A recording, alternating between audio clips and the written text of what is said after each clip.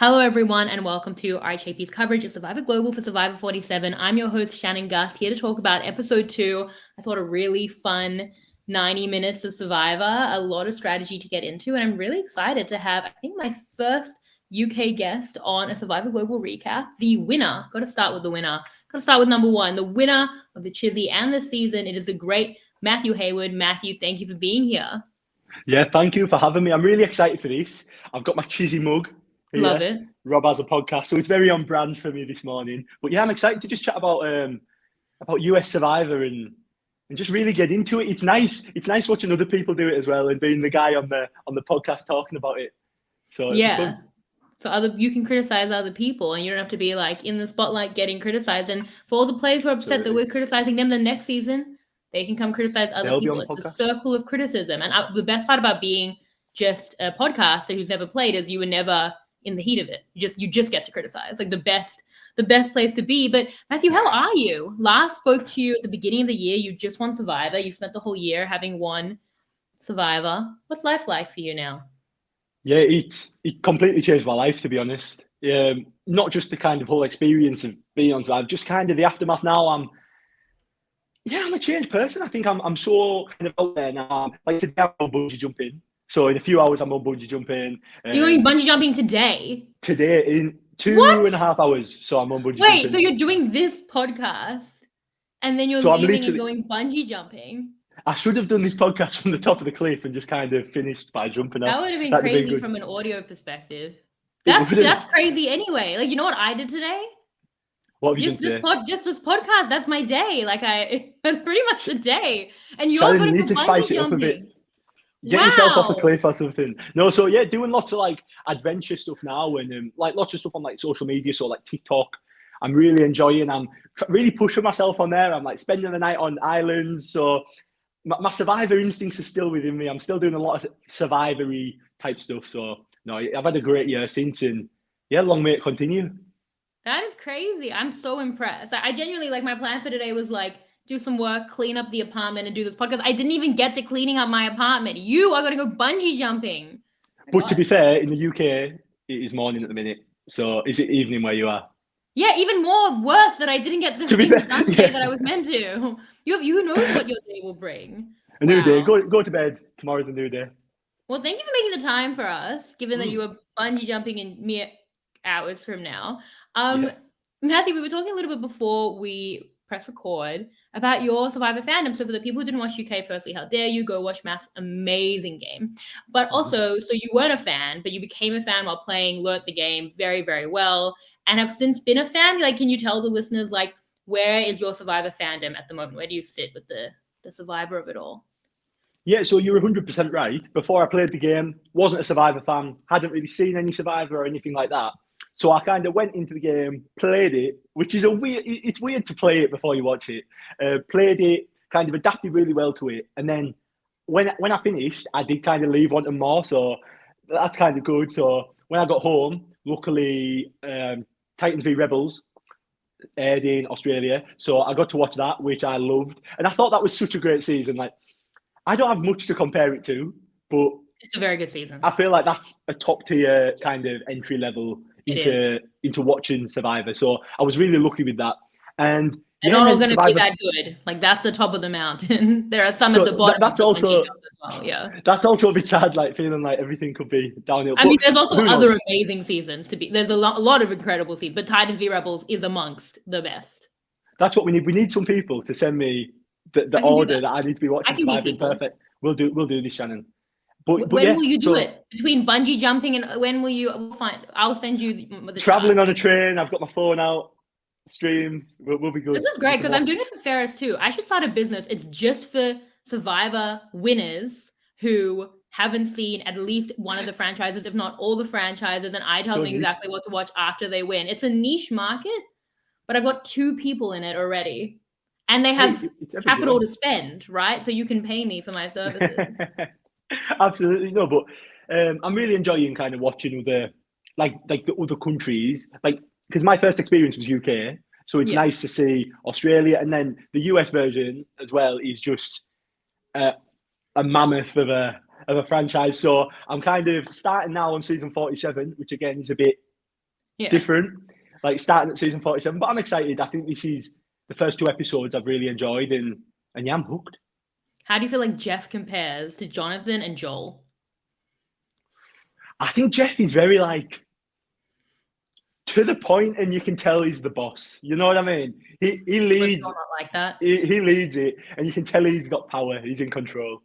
Yeah, Joel was just making puns. Joel was just one of the kids. One of the thing is, I really love the puns. I was honestly, when we were doing a challenge with Joel, his humor's really the same as mine. So I was really bad at puzzles. So he would like be making jokes about the puzzles, and because I just couldn't do the puzzles, I was just like laughing with Joel. Like I kind of like the puns. I love the puns. I like the puns.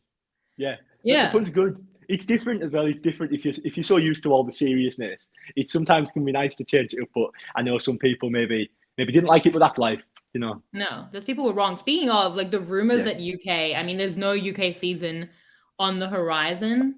Do you have any feelings around, you know, where UK is at? You know, there's big stuff happening in Global Survivor, but they haven't reported any UK people in Australia versus the world. So what a bit of a lull for UK Survivor after what I loved the post-match, love the whole season of UK Survivor. So how are you kind of feeling as like the now kind of only winner, which is nice? You know, no one can come to take the title from you. You will always hold that mantle.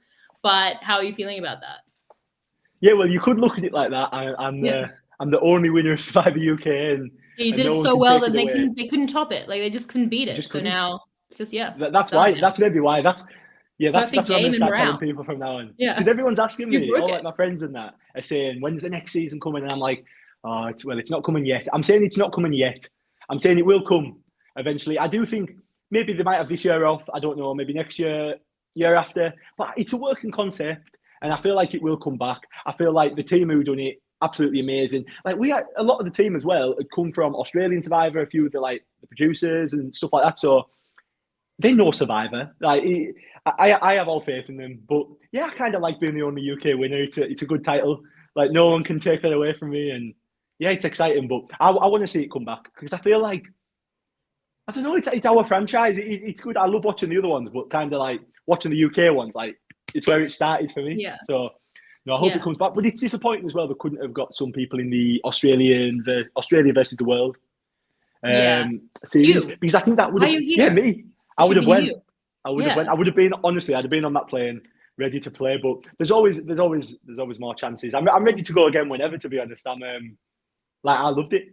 I'm ready to go again, but maybe.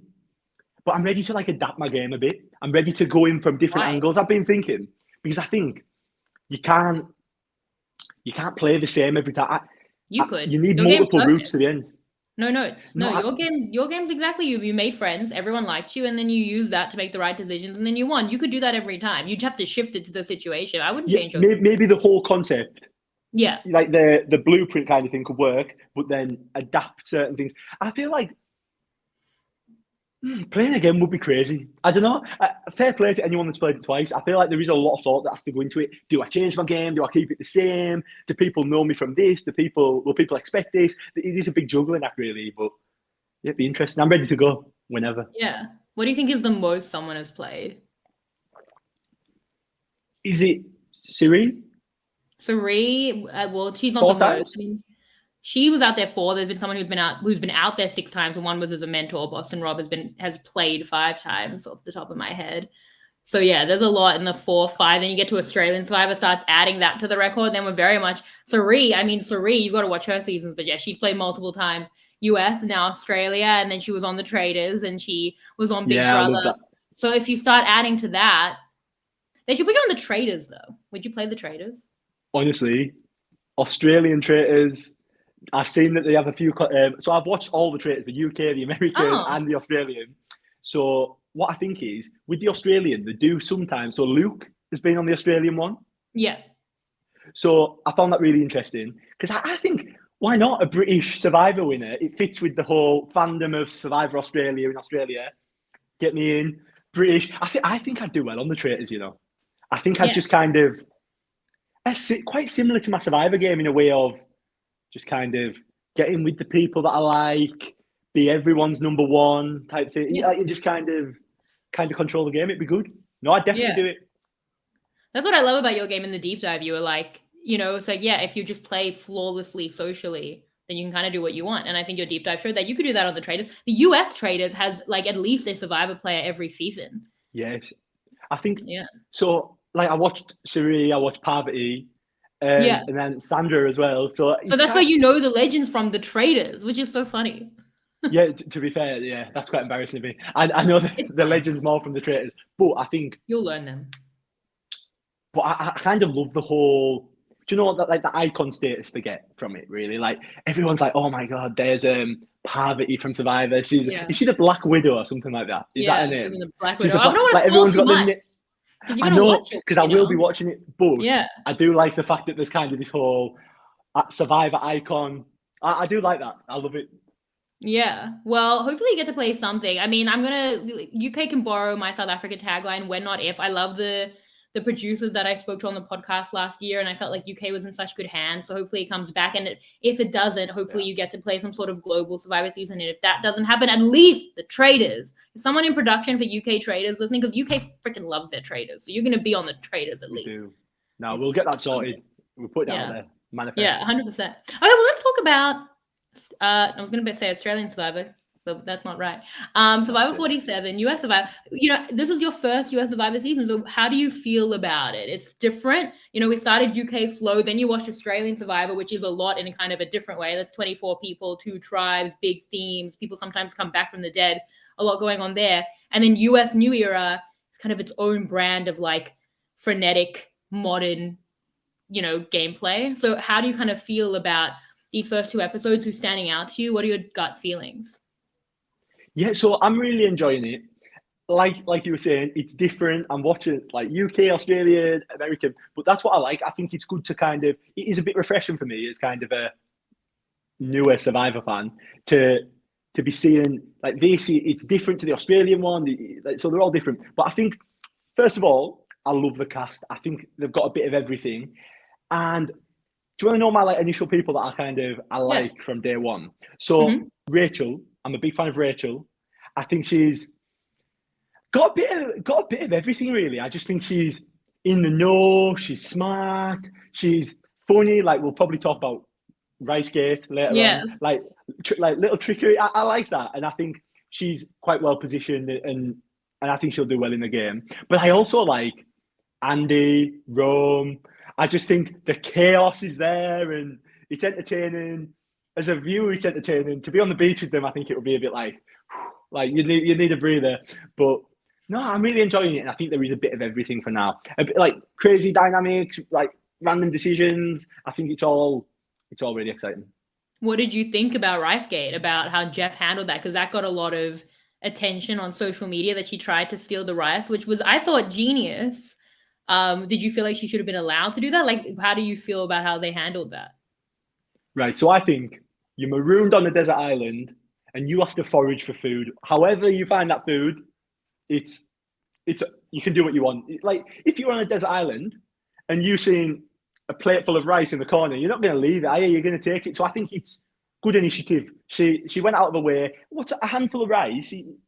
I think she should have been allowed to take it. I think it takes the fun away. Like let people have fun, Like I feel like that can be little things like that are exciting. But we had a similar type situation. Sometimes you go to like a reward challenge and there'd be like bulbs of garlic maybe hanging off the wall. Like if it's a big food challenge, there'd be like extra little bits of like fruit and stuff. And I think some people were wanting to take stuff, but I think we had the same kind of.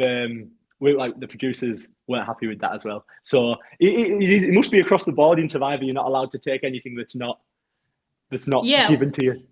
Well, we spoke about this recently in like the Defining Moments podcast that I did on the off season of Global Survivor. We talked about a Survivor South Africa season where like the biggest thing was they kept stealing things. Like from the auction, they took stuff back in their pockets, or from reward. And it's kind of, I feel like taking stuff back from the reward is like, almost like you're not allowed, but it's like an unwritten rule that you kind of can, and you might take something in your pockets. And like, that's been like a feature through the show. And it's interesting because it's like, oh, you chose to bring me back nothing, or like, who do you share it with? And like, there's some intrigue there, even though you're like not technically allowed to do that. Rachel did say she's a fan of Survivor South Africa, and that was a big hallmark of that season of Survivor South Africa. So I thought that clearly the synergy was there for her. I think that should have been a similar thing. It's like, you're not allowed to take anything from a reward, but people do, and then it's interesting how they go with it. Because I think that stifling it it cut off some interesting things.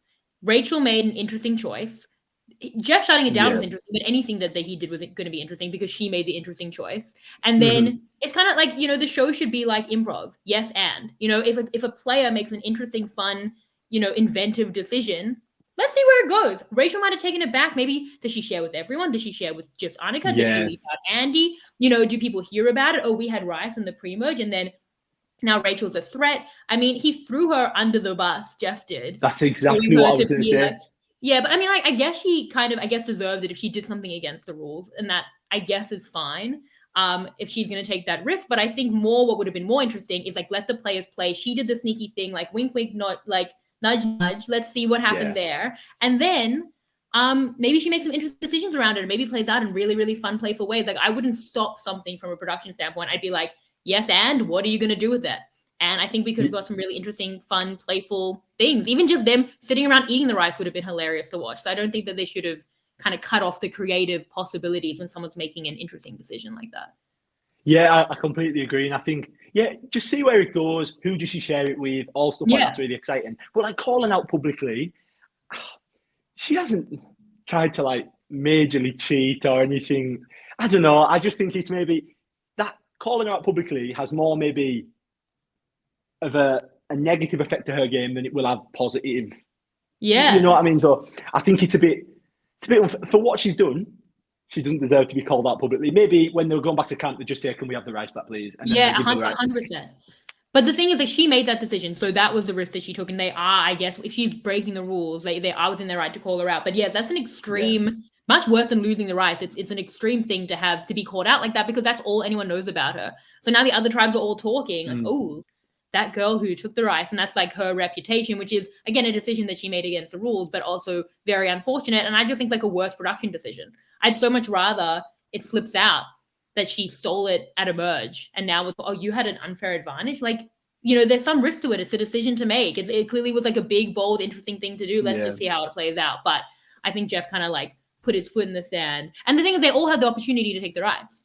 Like she just thought to do it. That's fun. Like, let's see where it goes. So that then leads to, again, she's thinking out the box. She's the one. Like, so it could be an advantage. But I think the mats out, the challenge mats are bringing a lot of drama to this series already in 2 episodes. I think we've had breakdowns. We've had, like, calling people out. We've had Ricegate. I think it's all going on in there at the challenge match, which I think is exciting. And people are openly, like, are not scared to, like, you look at, like, Andy and TK. People aren't scared to say stuff in front of all the tribes, which for me, why would you want to tell other people kind of where you're at, what's happening? Realistically, like cutting your losses, but you know what I mean? Well, yeah, given how it's gone for Andy and TK, possibly they should have been scared. I think it's great because we see really interesting Matt stuff. In Australian Survivor, often the mat is like a big feature. Jonathan will ask like very honest questions. In the US, I find that I've often said like they could be doing more with the mat, but like Andy and TK have really taken it into their own hands. Answered questions no one was asking about where they sit or how they feel, and that's really put people off. And that's been very entertaining. And definitely like the post-challenge mat has been not you Matt, but the mat has been not you, the other mat, the one they stand on has been like. The 19th man of the season by far, like, 2 of the most interesting things to come out of each episode. And I love this episode. I thought there was a lot going on, a lot to talk about. And I'd love to kind of start at Tuku, where this decision was made. Tiana, she's kind of a swing vote of sorts here, at least to take it from possibly a 3-3. In the UK, was it rocks? If you tied, would you have gone to rocks? Or is that something? Yes, we would have. That was known to us that it was. So we got sent like all the rules. You know what I mean? Yeah. So that was in that. Yeah. That's good. So what did you think about her decision? Like, obviously she has chosen to go with a 3. She doesn't know she's like a clear 4th there. If that, she thinks there's a girls thing, and I want to talk about that. She goes away from a 3 that she's genuinely in, but where she doesn't like one of the 2 allies she's made. How did you kind of feel about her choice here? Yeah, so at the start, it showed Tiana saying that she doesn't want to be kind of like the spare 4 to that 3.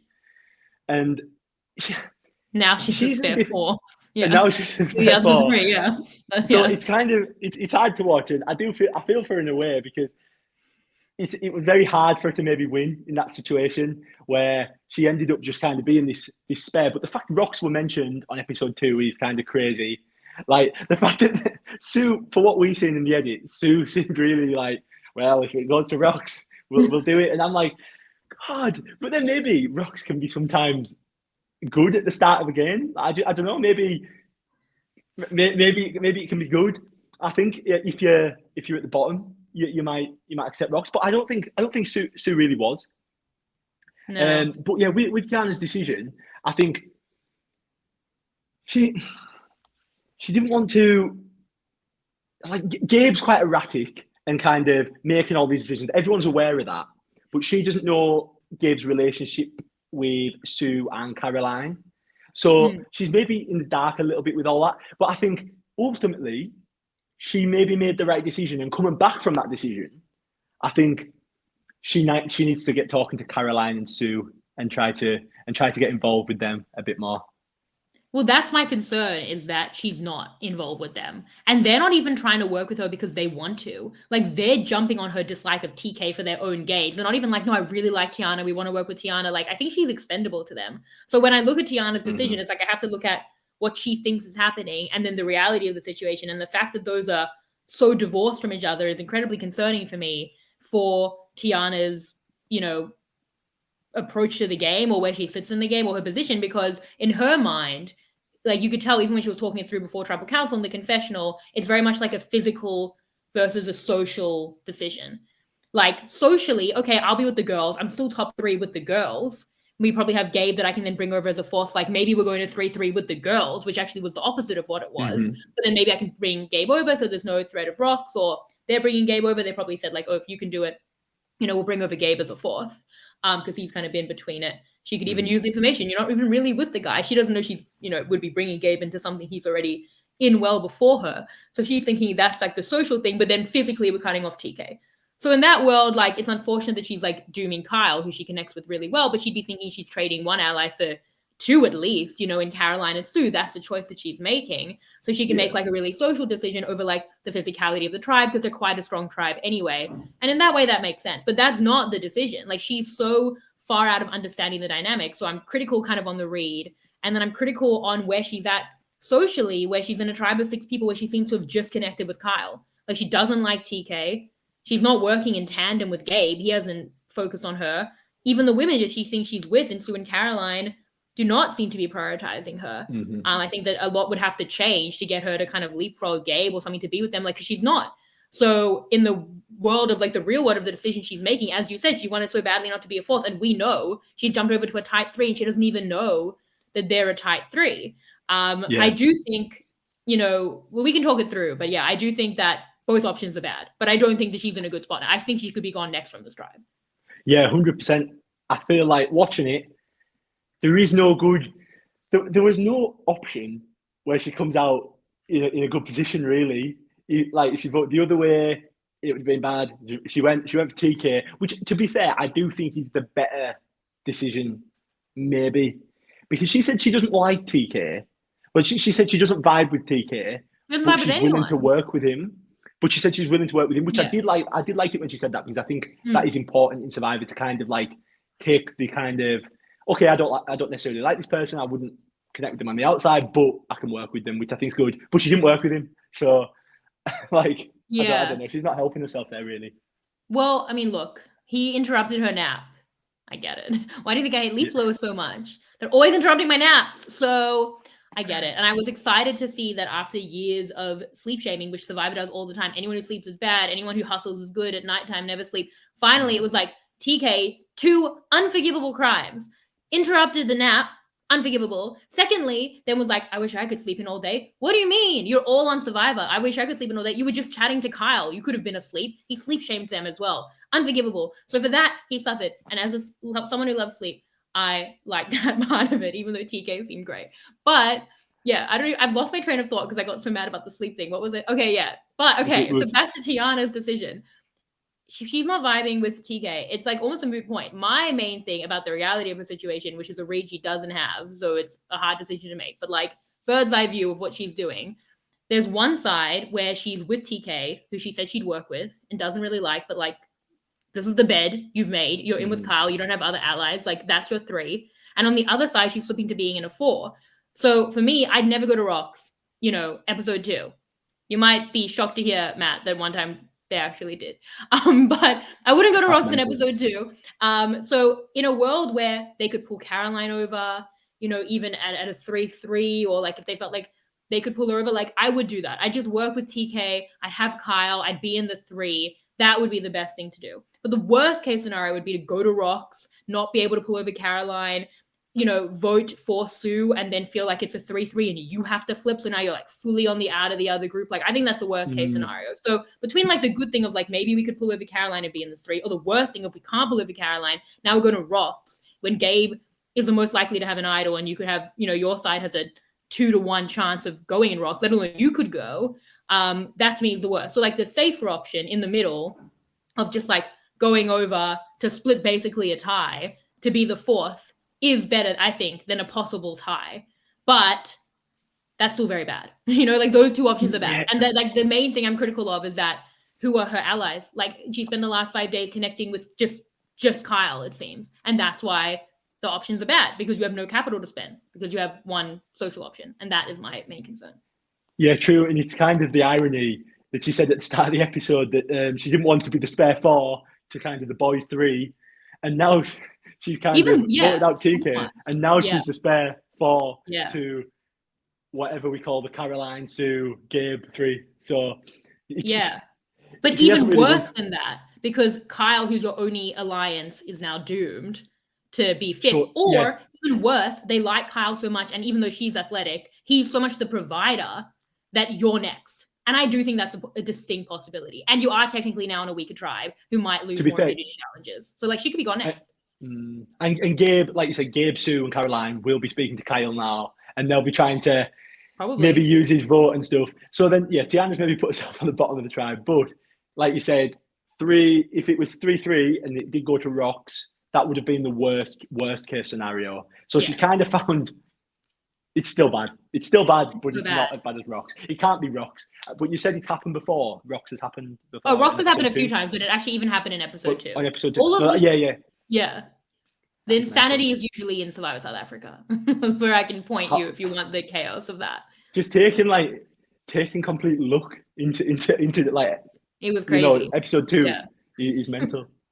Yeah, I think that's what it is. It's like she's put herself possibly on the bottom of the tribe, but that's better than going to Rocks in episode 2. And those are both like horrendous options. Like, those are both terrible. So so that's my criticism of Tiana. As I said, it's great to be the criticizer, right? Next season, Tiana can criticize other people. How do you feel about Gabe? As you said, Gabe's a bit of a wild card. He's playing big. He played the idol on himself. He extended it to the 3 tribal councils, and he used it on himself here. What were your thoughts on how Gabe is playing?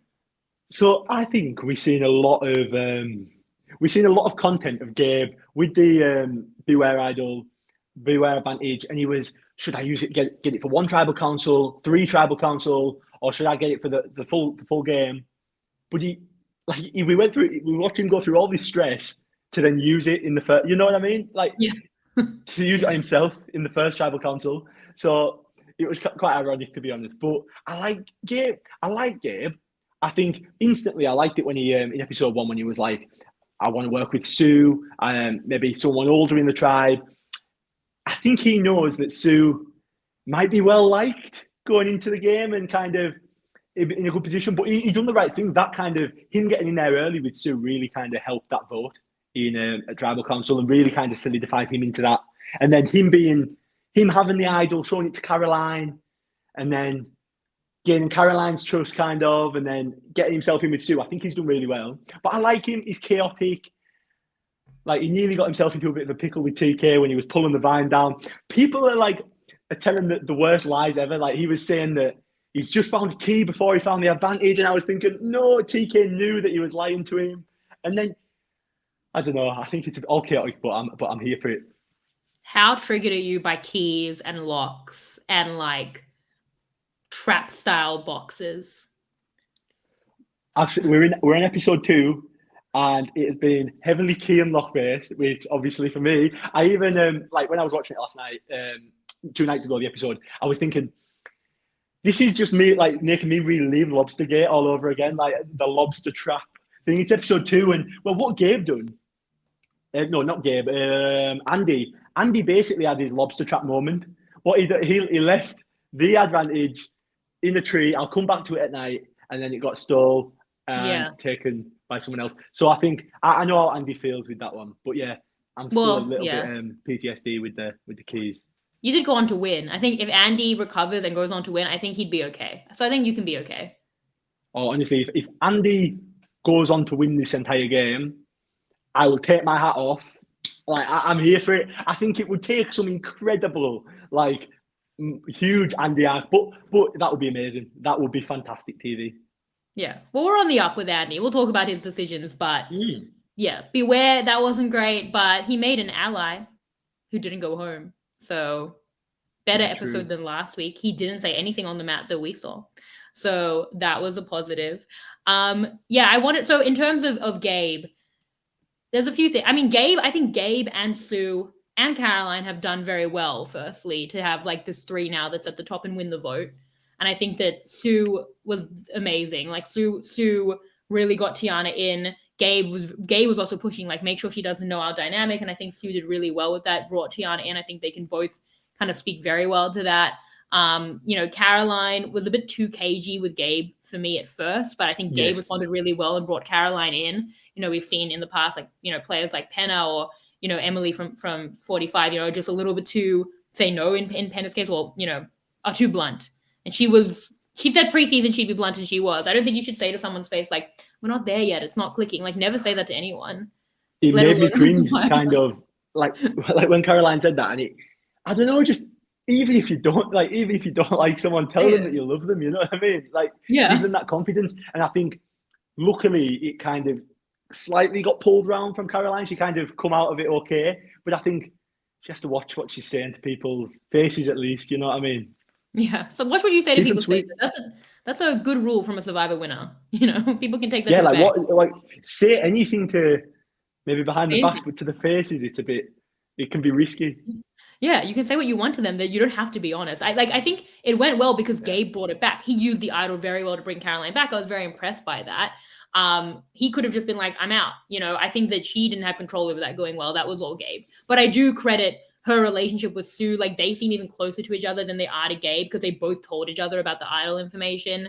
So, like, the 3 of them, I think, are all doing very well socially. And I think Gabe used the idol very well to get that alliance, which the idol's now gone, but he used it like for Sue and Caroline, which I'm very high on. I think there's a couple of things that concern me with Gabe other than that, but I do think that was very good. The first, like, I'll talk about the first one first, and then we can talk about the idol. But yeah, in the rewatch especially, like, the way he's talking, like, they're his baby birds, and like, if he goes to the end with them, like, he'll definitely win. I'm like, why? I don't like the way he's looking at that. Why would Sue not win? Sue's done excellently. I think Sue's been up there as the best player of the season so far. She's very impressive. Caroline could be very impressive. Like, I just don't understand that approach. And he said he wanted to play like Russell Hantz, which is, a player I'm sure you'll come to learn in the chart that I'm going to give you. And like, Russell, he had alliances of women he called like dumbass girls. I'm not putting that on Gabe. I'm just saying that he underestimated people, and much, not to spoil, but often that was a big mistake. And so I wonder if Gabe is, if he wants to play like Russell, is doing that a little bit, because you don't have allies where it's like, I'll just drag them and then beat them. Like, you actually aren't dragging them. Like, they're doing a lot. Sue's doing so much.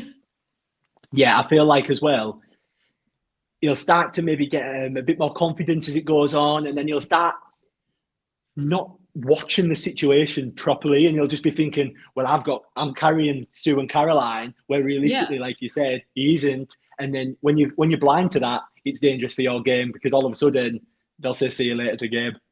And then they'll show that they're one step ahead of him. Yeah, you don't underestimate your allies. So I think that's a major one for me. What did you think about Gabe playing the idol on himself now?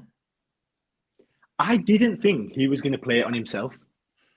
When he said, yeah, I'm going to play it, and you're going to play it for yourself, I didn't actually think he was going to, but maybe he was just kind of, like, first tribal council that he's been to, feeling a bit worried with the whole talk about rocks and just solidifying himself through. But yeah, I maybe he was going to play it for Sue? Yeah, I thought he would. I mean, I would have played it on Sue, I felt. But I thought he would, and then that kind of would have solidified that relationship. But also, it's maybe good that he never, because I think that their 3 is kind of a bit under the radar at the minute. So, but they did just vote together, so they were under the radar. But now, but like he's had in for a penny at that point. Yeah, maybe. But then I feel like his chats with Sue have been very like, right, me and you, Sue, it's kind of maybe an unlikely partnership, and it's a lot stronger than maybe Kyle and that. No, but like you said, they're voted together now, so we'll have to see how that kind of. That's a really good point, because just because you vote together doesn't mean that they would know that they're like ride or die. Like, I'll play an idol on you. Because there's like ride or die and voting together. Yeah, exactly. There's levels to that, and you could probably like obfuscate how close you are. And TK said in the exits he'd never even seen Sue and Gabe talk.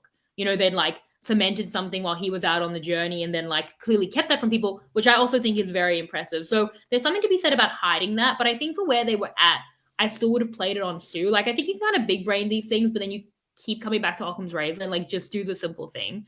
Because in terms of like playing it on Sue or himself or not at all, I feel like, getting the heat off himself when he's like the idol searcher and TK found him with the key isn't terrible.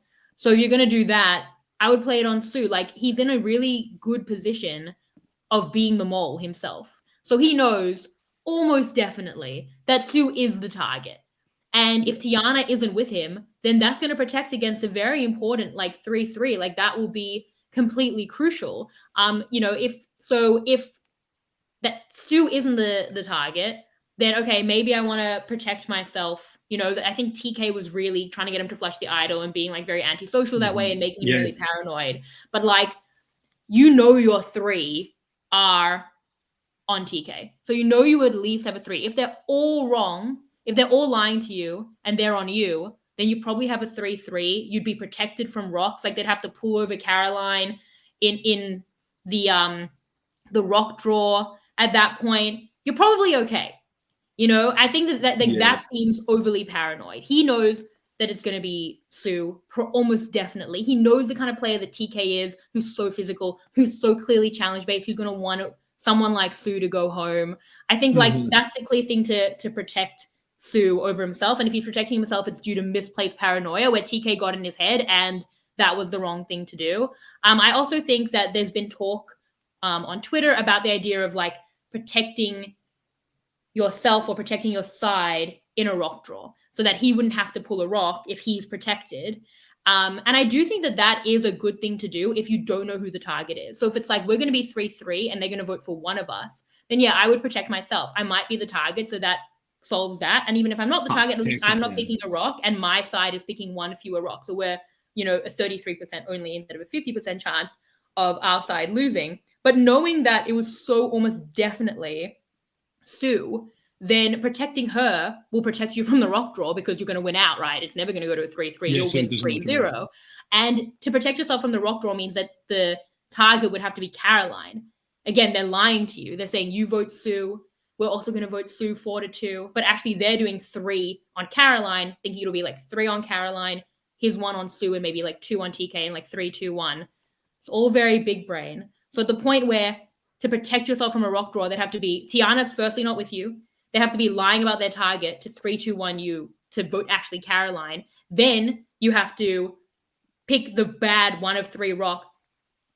None of this is going to happen, so you're protecting against. It seems like it would have taken a lot. It would have taken a lot for him to having correctly play his idol for himself. I feel like the situation was never going to happen, really. Exactly. But obviously he didn't know that. But like he didn't need to play that idol for himself, and it feels like a waste. But then is it a waste because he maybe wanted to protect himself? But yeah, not playing that idol for himself, especially because he had to do so much to get the idol. It did feel like a little bit of a waste of an idol playing it on himself. That's what when he said he was playing it on himself, I was a bit like, you know what I mean, just for the game. Well, I think for me as an overthinker, I'm like, this could happen. Like, Tiana's not with you, and then they could vote for Caroline, and then you're picking about, like, even for me as like an anxious overthinker, I'm like, all of that stuff is very unlikely. Like, if Gabe went home because he played the idol on Sue, and then they actually had changed their vote to Caroline, and now he's picking a rock and he picked the rock instead of protecting himself, like, no one would begrudge Gabe. That would be a crazy way to go home on the second tribal council on a rock draw because you played the idol on Sue, assuming that she was the target, when she almost definitely would be the target. You know, like I think that stuff is not going to happen. And even like them all voting for you, it's very unlikely. Whereas the simple thing is they're voting for Sue. And then the only thing that's going to go wrong at that point is Tiana's not with you. And now you could genuinely be in a 3-3 where, like now Caroline's picking a rock, or they pull over Caroline. So like you are 100% safe, but your side is wrong. You've played the idol on yourself. Sue now actually gets 3 votes that you haven't negated. And now you have one of your members going up against 2 in a rock draw. They pull her over. She seemed risk averse. So like that's a genuine concern. So I think for me, given that it's good to like, you know, get the heat off, I think first case, I would do best case scenario, play the idol on Sue, because I think it was like a genuine risk. Second, even if like, again, it didn't pan out, they got the 4 votes, I still think it's the right move. Second, I would keep the idol. And third, I would have played it on myself. I think as well, you know, the threat level, I think is a concern. And I think you made a great point. But I also think this looks self-interested. There's another way to look at it. Whereas like playing it on Sue, it shows it's threatening, but it's threatening because you've really connected. Like that could be a real relationship that goes through the game in a very significant way. And if you want to look like you're dragging her, like this is where we start, where you're already protecting her. So I think there's a lot to gain playing it on Sue, or being like, oh, we're probably fine with Tiana, I'll do nothing. Then third, like he so unlikely needed it for himself. So at that point, I think it was kind of a waste. But that would have been I do feel like it was a waste. I love the fact that you're saying about kind of, if he wants to feel like he's dragging Sue, play the idol for Sue. That instantly gets you a little like a tick box in that. Yeah, it does feel like a waste of an. Ultimately, I think kind of my general consensus, waste of an idol for himself. Yeah, I don't know if it made any sense with my 3-2-1 on Caroline and all. I put it in a tweet, and I don't know if the tweet made any sense. It's hard in just a short amount of characters, but I hope it made sense. Basically, the odds of them turning on Gabe low, the odds of them turning on Caroline to the point where he need to protect himself in a rock draw low, the odds of them voting for Sue almost definite, you know? So you know the target. Yeah. You're lucky enough to be the mole. It's actually a perfect position for you to just use it on the target you're aware of as their presumptive fourth. Yeah. So those are my kind of concerns with Gabe, but I do think that he did well. Someone who didn't do so well is TK, who really played himself out of the game in the space of one episode. You know, you've mentioned the word irony a lot in this, and I think it's true. Tuka were a very ironic tribe. There's a lot going on about people saying something and then it kind of coming up against him in a different way. I mean, yeah, for TK, he spent the entire episode talking about like connections and how Gabe wasn't making the right connections, and it's just like everyone was so done with him.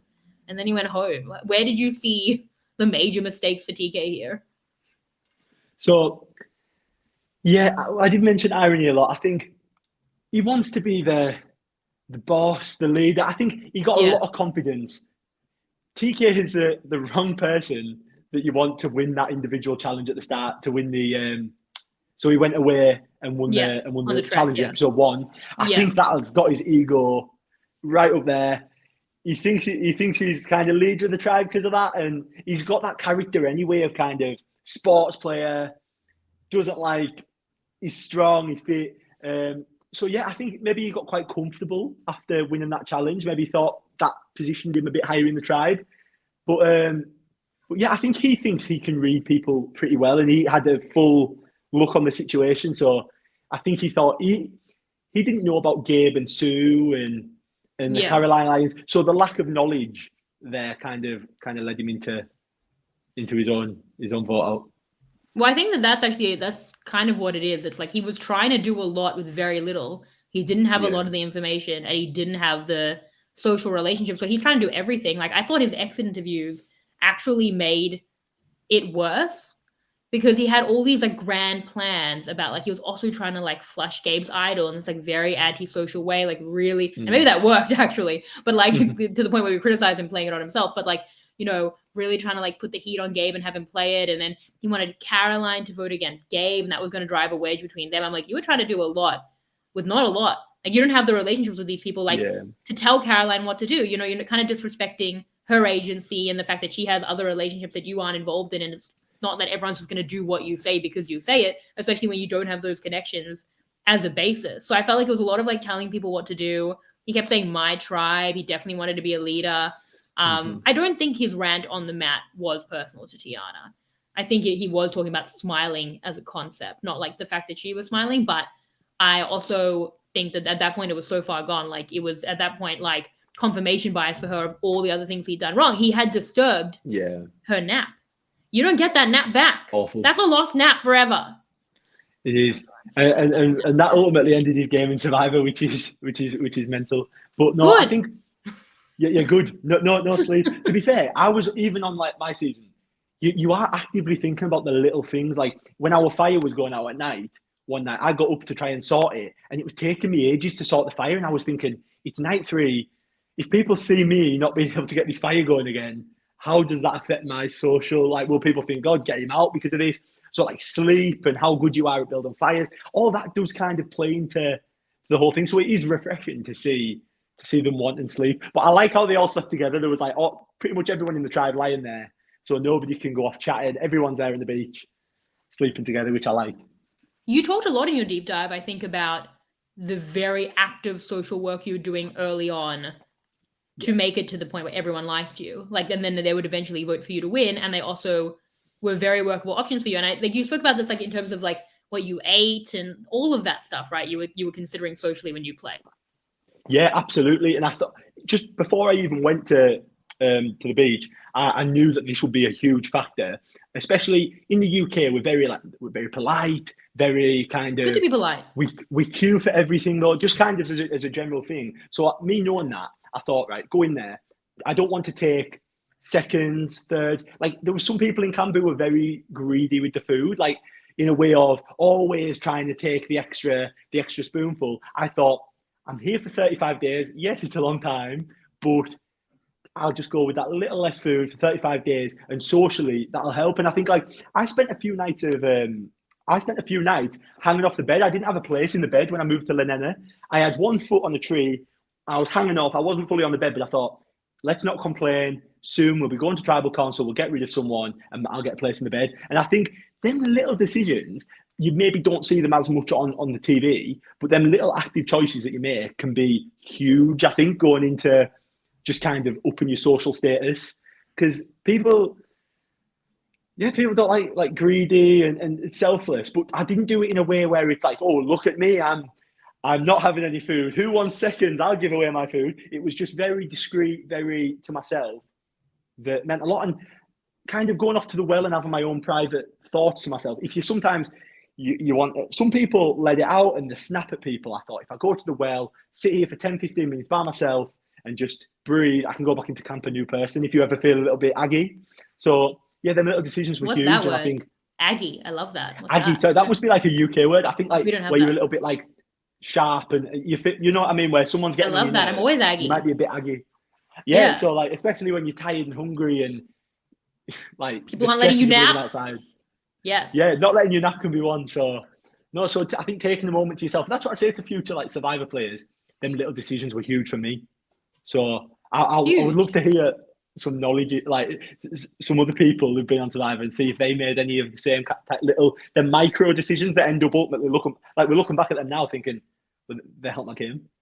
No, that's so important, and I think that is so important. And you look at it like, you know, you can see why TK goes in episode 2, conversely to you winning, because it's like an opposite thing where with your game, that's why I feel like everyone should watch it and listen to your deep dive about those really intentional decisions you were making. But it's like you build up that social capital, you make the relationship, and then you get through, and then you had an embarrassment of social riches, and you could make the right moves to get to the end and get the votes. You know, it sounds, and I know I go on about it too much probably, it sounds simple, but it's so hard to do. And that's, I think, essential to being able to play the game that you want, where you have amassed tools in the game, social tools at that point, relationships and people who want to work with you. Whereas for TK, I think it's the opposite. He came in guns blazing, trying to really control everything, you know, be juggling even more than we saw, which he talked about in the exit interview. He's going to flush that and getting Sue out wasn't a huge move, but, you know, like lead everything he wanted, get everything he wanted. He's going to turn people against each other while he's getting out the target he wants. It's a lot. And he had none of that social capital. He had one person on the tribe, much like Tiana, who he really was working with in a positive way, which was Kyle. Like, you can't make decisions and moves on one social relationship like that. Like, it's just, you don't have enough social capital. Yeah, true. And I think like TK was very, like, just be patient sometimes. I feel like saying to him, be patient. In a situation like that, yeah, it doesn't all have to be all guns blazing. Just like take a moment to yourself and think, is this the right thing to be doing now? Why am I trying to control everything and trying to be this like leader and huge figure in camp. Sometimes sitting back can be just as, not sitting back, but just kind of being in the shadows a bit more and letting, especially episode 1 and 2, can be huge for your game. Just be patient. That's my kind of thing, because he certainly wasn't. Yeah. Like, bite your tongue as well. I feel like sometimes some things are best left not said. Like, don't say things. Don't blow up your game. Don't don't blow up your game. Like, so it's frustrating to watch sometimes, because I can really sit back and kind of not say stuff, even if I'm thinking it. I'm happy to think it, but it doesn't always need to be said. Yeah. Do you put anything on Kyle? Because Kyle, who might be at the bottom of the tribe now, he was trying to manage it socially. He was kind of like the opposite of TK, where he was making these relationships and he did seem very well liked. And I don't know that I blame him for anything other than just like he got into bed, an unsleepable, loud, no napping bed with the wrong person in TK, and that was just too hard to do. Like, I don't think it was anything personal against Kyle. If anything, like, that was probably Tiana's biggest sticking point of turning against TK. But you put anything on Kyle now for the fact that he was left out of the vote, he was blindsided, like he's at the bottom, or did he just, get in with the wrong person at the wrong time?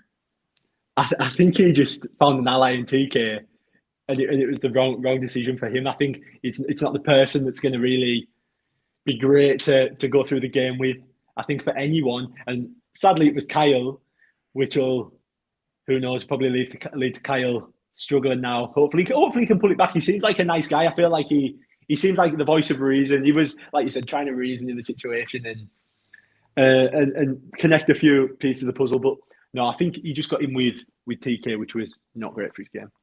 Yeah, Kyle, if anything, like, he might have the first part down in a different world where he's not working with the wrong person, but he might have the right part about, just being a good provider and like having good social game, but not have, I don't know if he could turn that into kind of like the lethal strategic game when he needs to. And I feel like the social part was good, actually. It just was with the wrong person. And like, for now, I'll be interested if Kyle can like build it back and seem like useful maybe to the rest of the tribe and kind of leapfrog someone like Tiana and then make it to emerge. There's definitely an option there for that. Enough. Yeah, I think definitely if Kyle can go to Sue and Caroline now and maybe pitch this whole like Tiana and how we can work with them, I think there's an option for that. I don't think it's all over for Kyle, but it'll be interesting to see what happens. It actually is so exciting. I think there's a lot to there's so many options that it could go down. Even compared to Gabe, like if he stays and they win some challenges or Tiana goes before him and then they kind of work out that Gabe is calling them like injured birds and like is erratic, like Kyle could leapfrog. So because Kyle's like, he's a sweet guy who probably won't stab you in the back. He's a good ally to have. He'd be kind of a waste of a vote early on, especially because he is a provider and he is physical. So I don't know, maybe he has some runway. But speaking of, you talked about kind of this like leadership approach, and we can go to Gotta and talk about Sam especially and kind of what they're doing. Because Sam has come in wanting to be, more, he came in wanting to be like more of a middle type of player. Like he's obviously like a big leadership type presence, like usually like the alpha male, like physical presence, especially on the tribe that he's on. But he hasn't wanted to be that. And I feel like I kind of already see that shifting. So we had everything with the idol in this episode and, finding it with everyone. How do you feel about how Sam is doing? So instantly right away, episode 1, I really like Sam. I kind of see in a lot of what he was saying at the start, especially, he reminded me of myself in a way of, he was saying how you don't want to be like dispensable. You want to be good, but not the best. And I think that's kind of how I went in there as well. You don't want to be the best at anything, but you want to be good enough to be needed around. And that's what I really like about his game. As well, we're like similar ages, 24, I'm 22. And yeah, I see a lot of that. But then obviously in episode 2, we got a lot of, he started to make his own decisions. I like what he was saying about the whole Andy situation. He was left to babysit Andy and he failed. He left Andy when he went to the toilet, which I think that's probably the first rule of babysitting is like, don't leave the baby alone. Probably never leave the baby alone because the baby might find a beware an idol. That's real one. They tell all the babysitters. Yeah, but very important. I don't know. I read a lot of the Babysitters Club, and that was a big deal. Don't leave the baby alone because the baby might find a beware advantage. They talked about it. It was in the charter that they had. It was a big thing. Chissy tried to really push it to them, but he must have missed that book. But I really like how I like Sam's thinking because when he ended up finding the advantage himself, he was saying to Sierra that he maybe will be playing the idol on Andy. Like that will be the decision. I kind of like that thinking. I kind of like this whole, like he knows that Andy's there to be used in a way of like he almost blew up his full game in episode 1. Maybe some people might underestimate that in a way of, oh, it's only Andy. Andy's dispensable, whatever. But to use Andy, like to play his advantage on Andy, to use him, I think would be very smart to use it to use him to keep him on side. Andy now trusts Sam. Sam trusts Andy. I think that could work. Yeah, I mean, I've got pros and cons on Sam as well. Mostly pros. You know, I think that like picking up Andy is good. You know, being kind of fantastic. Like a Caleb Emily dynamic that I was hoping like Rachel would do last week. It seems like he's done that. Obviously, Andy gives Sam the information about the Beware advantage. So Sam has done that well. And I think that is important. So I think that's really good. And I think that thinking about keeping Andy, like he doesn't want to go to at worst, like the girls versus him, or even at best, the 2 pairs, you know, isn't amazing. So thinking ahead to like using and keeping Andy for that has to be a good thing.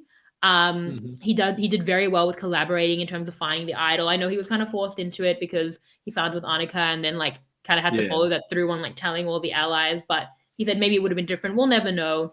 The way that it was forced, you know, was the way that I wanted people to use the Beware advantages, do it as like a team kind of game, use it to kind of affirm an alliance. So I thought that was good. My biggest complaint, and I'd love to hear your opinion on this, but I wouldn't have taken the one tribal idol. I don't think it makes sense other than possibly just getting the heat off him, which is interesting and does speak to the kind of more middle approach that he wanted, but isn't how he verbalized it. He's like, I'll save Andy. But he's saying that to Sierra. Like if he and Sierra and Andy want to save Andy, like they won't need to play an idol. They'll just vote. Like that's 3 of 5, you know? So that's the majority. So he won't need the idol. Even if somehow Andy wanted to work against him or Sierra, which he wouldn't because, you know, he scooped up Andy. But I guess if Andy's a wild card, even so, there's going to be 2 votes on Andy. You're going to do, say, 2 votes on Annika. And then Andy even votes for Sam. Like on the revote between Andy and Annika, like your 2 will win 2-1. Like they have the numbers. He's saying it to Sierra, like, and he has Andy. Like that's most of the tribe. So he doesn't need the idol. I like the thing that concerned me the most is how he's like, you have to make big moves. I'm like, ooh, see, I don't like that. Because the whole time he's been like, I'm going to be like Michelle Fitzgerald. I'm going to subvert your expectations. Like, I'm the big leadership type guy. You'd expect me to be like a TK or a Gabe and really come in guns blazing or a Romeo and like be too much. But actually what I want to do is like be collaborative and be social and not be the guy out in front. And I've really liked all of that. I didn't like how it was like, no, actually I'm going to take the idol and then use it on the first tribal council where I don't even need it to make big moves, because in this game you have to make big moves. And I was like, I feel like that is kind of like the, you know, opposite. It's contradicting what you exactly. Like said. that's, I didn't love that. That was my biggest concern. Yeah, what do you think? Would you have taken the one or? So I think he had enough because he found it with Annika as well. I think there is a chance to kind of, it's not as if he's rushing around by himself, trying to sort it. I think he could have used Annika and maybe got like 3 tribal councils, maybe even the whole idol, like, which I think would have been smart. But I had it in my notes as well. It was good that Sam says about using the idol on Andy, but bad that he said it to Annika. Or no, Sierra. It's bad that he said it. Like, keep that to yourself. You've got, like you said, you've already got that would have been the 3 there. If you were going to do that in a way where it's just you knowing about it. So you know what I mean? Like if you were going to use that on Andy, use it well and use it powerful towards Andy. You don't need to try and create some sort of plan with Sierra when you've already got the numbers.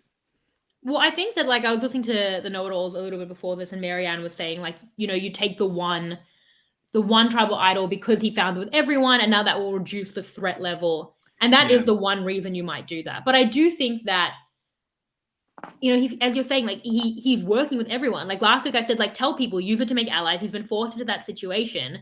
And now he can run around the beach because the majority of the tribe know that he's doing it. He wouldn't even have to say, like, I've made this choice. He could just say, I have, even more things I need to do. It's the most difficult idol to gain in like Survivor history. It has been really hard. So I'm still just doing that. He can do that with so much runway because he's been open about it, because he's in that situation, and get like a full idol that their group, if they don't, if they don't win it, or if they don't lose as many challenges, maybe they lose one right towards the end. Maybe they cut Andy, think we're going to go in, as a 4. Because I think what it matters, like how many they win. Like he's having this conversation seemingly before another challenge. If they think if they lose again, then it is important to think, okay, we'll keep Andy, because if we're going to keep losing challenges, if we're the tribe that's going to lose a lot of challenges, then we'll keep Andy, because then we have, like, I think it matters like how you're going forward of whether you're winning. So as an example, if you're the tribe that's going to be winning a lot of challenges, then you can think to maybe cut Andy at a point and go in with a really strong 4, possibly united by an idol, into a merge, and that's really, really powerful. If you're the tribe that looks like you're going to lose a lot of challenges, then more important than having a strong 4 for the merge, you have to know you're going to be safe if you lose a lot of challenges. So at that point, you might pivot if you've lost, like, say, the second challenge, and you might like cut Annika, and then you can cut Rachel, and then you can cut Andy, and that you and Sierra are fine even if you lose multiple challenges. So I think about it matters when you go back to tribal council. So I do think that just having the idol for a long term for his group could end up being good. If you're going to win challenges, you could go on that. I also think that if you're going to I think that one of his concerns might have been, if this was before the challenge, which is when we saw it, and I know it could be out of order, but he could be concerned, okay, what if I try to take another, the 3 tribe idol and try extend it, and then I don't get the idol in time, and we're going to tribal council tonight, and we've lost a challenge, and then I don't have my vote. But then you still, to be fair, can cut Andy, because at that point you don't have the numbers, and Andy is dispensable. Even though that would be unfortunate, you can still cut Andy and then move forward with your 4. And if you go back to tribal council, you're in a 2-2, where at that point, hopefully you found the idol. So you have that extra leverage, extra protection. And if you don't go back to tribal council, hopefully your 4 can work through with this idol. So I feel like he had the runway to extend the idol further. And if he'd lost his vote, he could have parted with Andy. And if he gets his vote back, then he can work, with Andy going forward. And he can see when they're going to tribal council, and he'd have like a ton of options, either in the group or with Andy or not. And like in the hierarchy that he wants to create for himself based on how dire the tribal situation seems to be, if any of that made sense. So basically, my point is, I didn't get the point of doing it on the 1 tribal idol. I saw a lot of benefit to extending it. And I feel like the only benefit to keeping the 1 tribal one is that you look less threatening, which maybe is good. Yeah, the less threatening. And there was definitely time, and they had the resources and time to get the full idol potentially, which I think would have maybe worked out better. But like you said, less of a threat. He doesn't want to. He said at the start of the game he doesn't want to kind of bring a lot of heat to himself. That part's good. Yeah. So maybe that's to be good. fair, like he didn't know this was going to be a 1 tribal idol. Like he thought he was going to have a whole idol for the whole game, and he'd made that decision and was okay with it. He took Beware in front of Annika, thinking it would be a full idol anyway. So he'd already made that decision. I think you might as well follow that to its natural conclusion at that point. No, true. Yeah, so he already thought that he was going to have a full idol. This is the first time they've ever been like, choose if you want 1 or 3 or the whole thing. See, it brings interesting conversation. I do like that side of things. I think it can lead to someone getting themselves in a massive mess. I like it. I like the kind of options of what it is. But I think maybe the best kind of situation of it all would have been, when Andy found it initially, imagine he got it and was like, right, Sam, Andy needs to make these connections. He doesn't really have anyone at the minute. Sam, I found this. Here you go. Do you want this? And if he maybe gave it to Sam, that would have maybe forged some sort of connection. Sam kind of at the end of the episode was saying he trusts Andy a bit more now. And I think Sam's there to be worked for. I feel like Sam can be swayed in a way of, he plays on vibes in a way. Like Andy was talking to him, he said he trusts him, and then he doesn't. There's a lot of, Sam can be worked with, and I think Andy could have given maybe the advantage, and that would have, like, Sam would have liked that.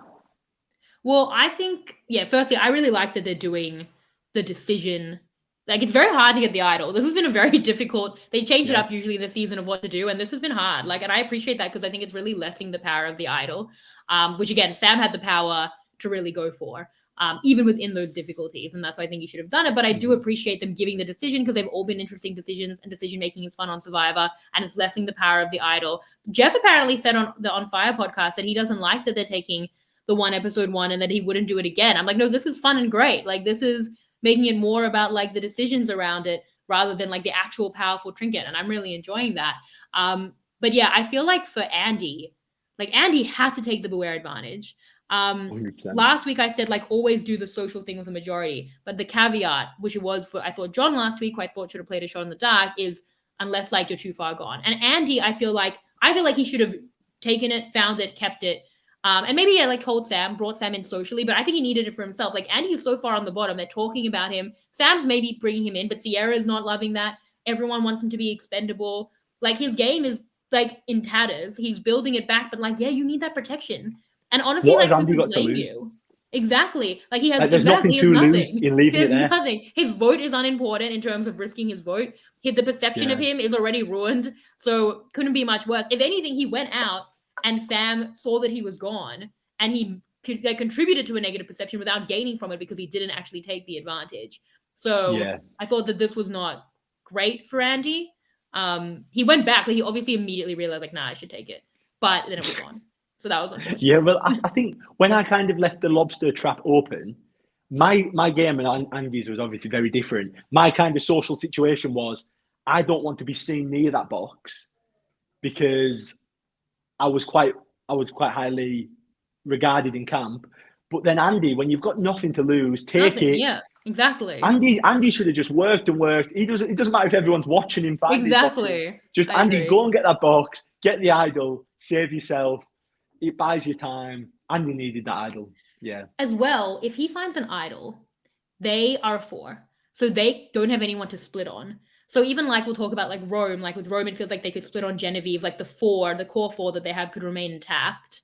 And still kind of split on Rome and Genevieve, and then get Rome next time once his idol's expired, or if they'd flushed an idol, if it wasn't a 1 tribal idol. Whereas if Andy has an idol, that 4 has to crack. Like they have to choose another target if Andy is, if he's secure, or even if he bluffs that he's going to play it and then doesn't, like, they can't split on him. So yeah, it would form like a major fracture and would be very. And people will then start going to Andy saying, who should we get out? Exactly. Where's your vote going? Then Andy all of a sudden becomes really valuable to the tribe. And then maybe that changes it. The next week, someone else goes, and then Andy maybe has a better social status. That's Andy's new arc. That's his new. Yeah. That would have been his kind of overcoming that first episode madness. Yeah. And is it great long term to like, have a meltdown on the mat and then be the guy like really publicly finding your Beware advantage? No. But you can't think about the long term when you're just grateful to see today and tomorrow. And so he really needed the Beware advantage. But I did appreciate that like he gave that information to Sam and it worked, and that they're making like possibly quite a crucial connection. I think that that's really good for both of them. And I also wanted to credit Gotta? I'm hard. I don't know. It's hard for me. I find it. It'll be my accent as well. I'd say Gata. Yeah, Gata. I think. I don't know. I don't think that's right. Crazy, isn't it? I think it's Gotta. G-A-T, whatever.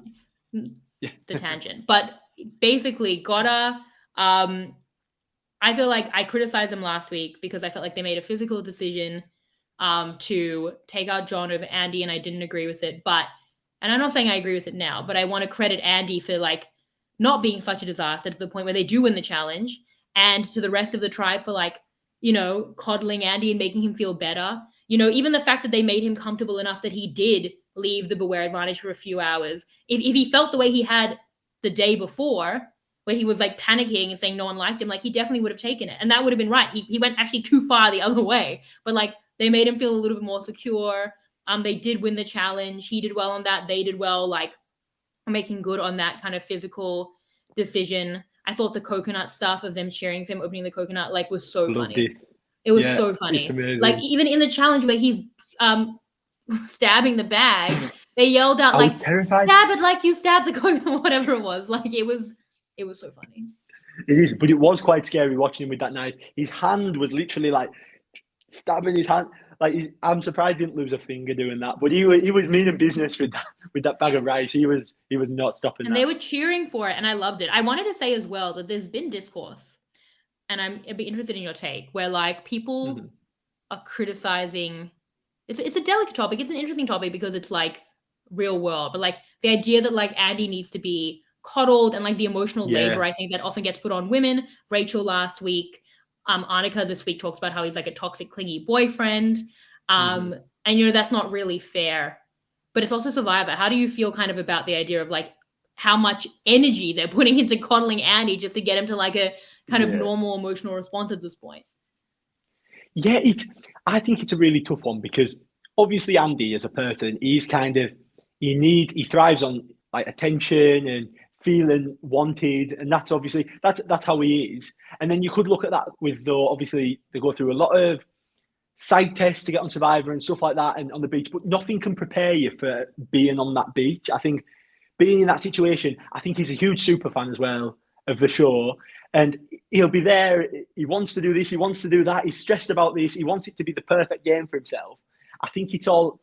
I do feel for him, and I think he just wants.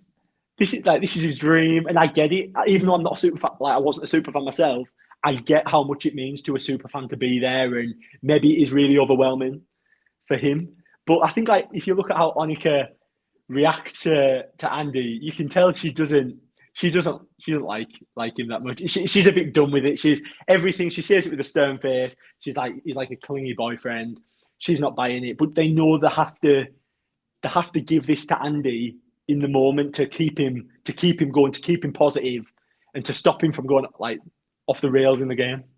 Yeah, I mean I feel like that's Survivor, and like honestly, like for me, like kind of the discourse around like the emotional labor that you have to do to like coddle people or like emotionally support people.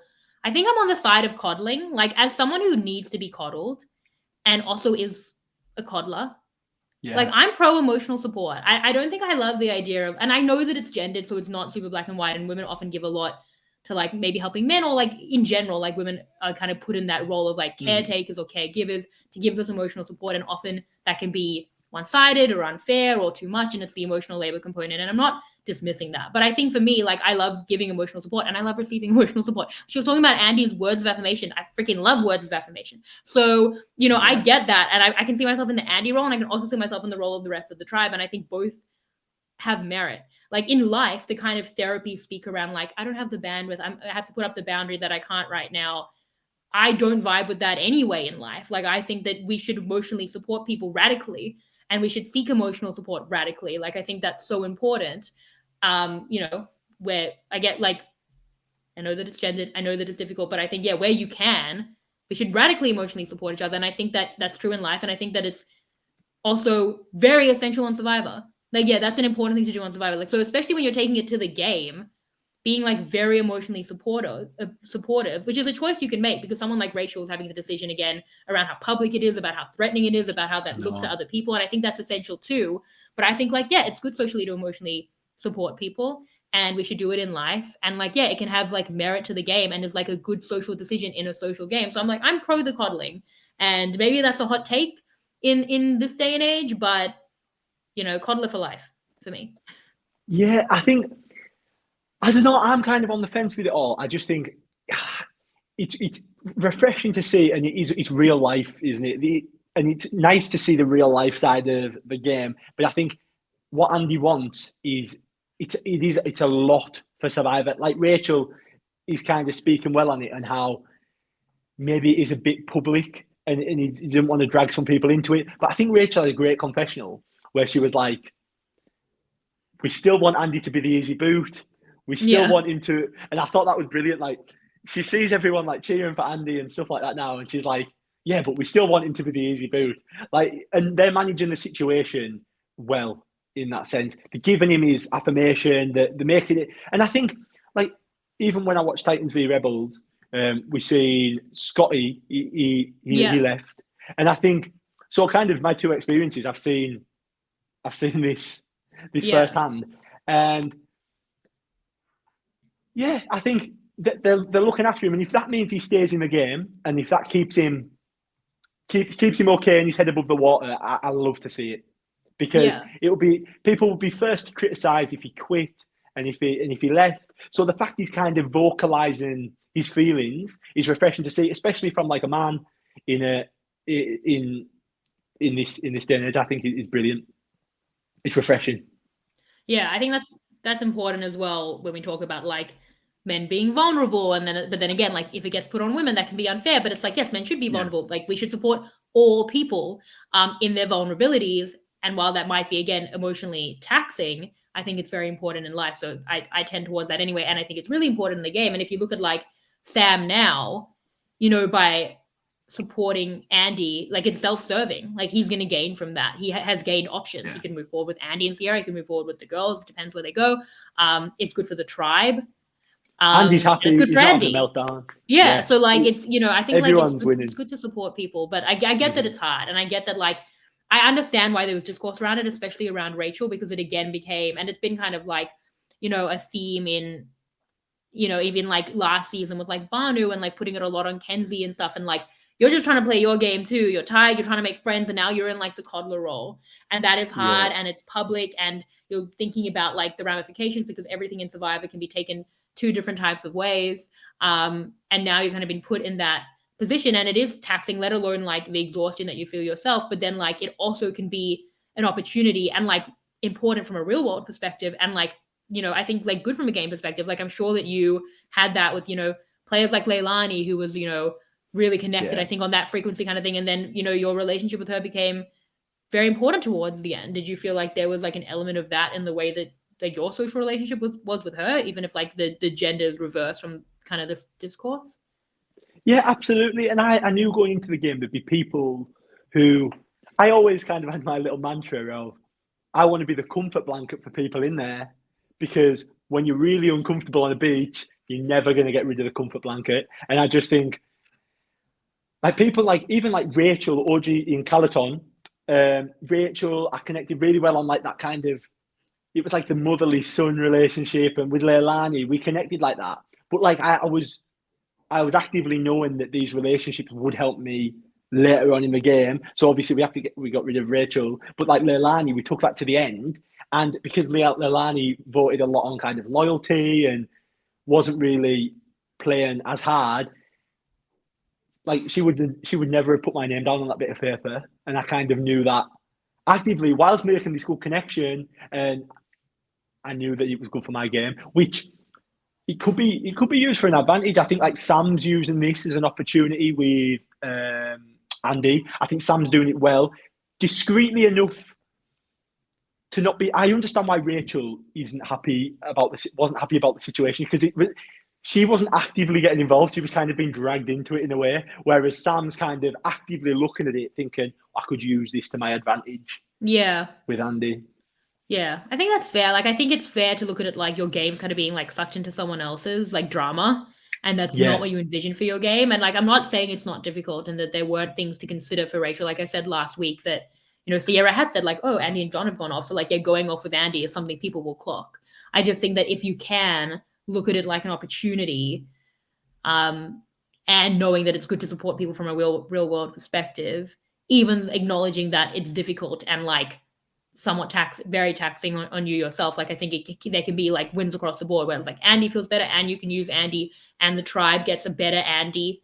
And now we're all, that's great. Everyone can get a piece of the cake that way. Yeah. It's like Sam's happy. Andy's happy. Like everyone's all right, but we'll see how that goes. I think it'll be that dynamic's really interesting. Really, really interesting. I'm excited to see where that one goes. I think Andy's long for the game. Sam wants to work with him. They're not even like, there's no real disaster tribe this season. Often there's like one tribe that like loses and loses. It doesn't seem like that's the vibe at all this season. So yeah, Andy, pencil him in for, possibly a losing, final tribal council finalist. Like if I'm honest, but like still, that'll be great. Go Andy. Take that. Yeah, money. No, definitely. I'm rooting for him, but I think it is really disappointing that he kind of destructed his game in the first episode, because he's clearly such a massive fan. He loves the game. He wants to be involved. He's chaotic. I think if he just didn't blow up on the mat in that first challenge, he could have a chance, because he's getting involved. He's in it, Yeah, well, that's the story at the final tribal council. I hate to get ahead of myself, but That's what he needs to come with. look where But I'm here for this. Are we look at where starting you are. Look at where you the Andy started. Stan Club? We're fancying it. Start the Andy Stan? standees? Yes, I'm 100% Standees. a That's who we are. That's who we are. 100%. Well, you also mentioned that you really like Rome. I'd like to talk about Lavo. Yeah. I don't know how to pronounce these tribe names. They're not that hard. I don't know why I'm really finding it so difficult. But yeah, Lavo. So much Rome stuff going on.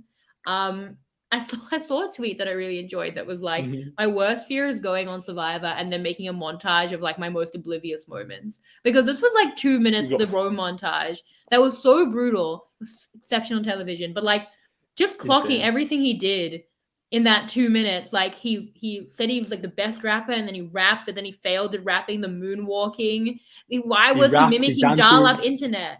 Matt, do you know what dial-up internet is, or are you too young for the dial-up internet?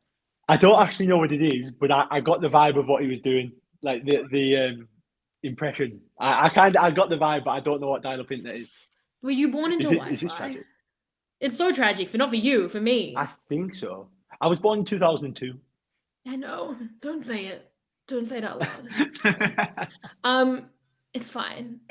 I'm so proud of you, Matt. You're like my son. But Thank you. No, but also more. So I don't know if you know this, but at the final four of New Era or modern US Survivor, they don't vote, they make fire. Yes. So I seen that did I see it on Reddit? I seen it somewhere. I see it, so I knew that. Yeah. So the fact that Rome was like, I made fire every day and I can do fire in 16 seconds. You're like, oh, that's terrible. They'll never let you near the final four. But then he failed so hard at making fire that I was like, maybe this will work out. Terrible for the montage though. How are you feeling about Rome? You said you love Rome. I love Rome too. I'm here. Character. Yeah. Exceptional TV character. Love watching him. Would I like to be on a tribe with him? Probably not. But I love watching him from my bedroom. I think it's great.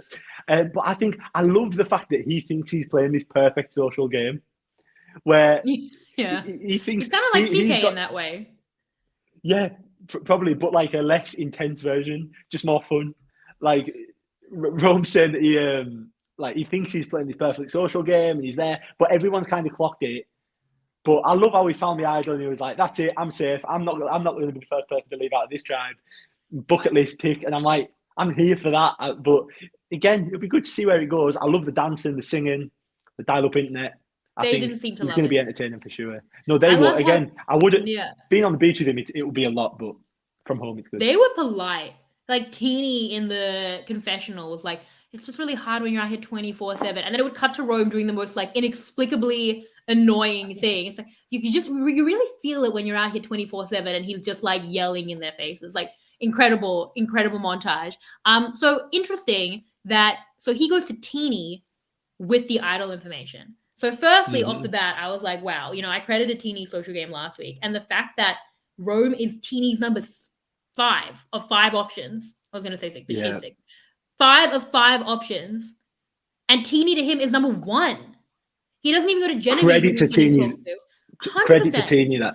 Yeah. Like in 100%. The secret scene from last week, Genevieve is asking Rome and Rome's like, no. But then he goes to Teeny. So I thought that was incredible.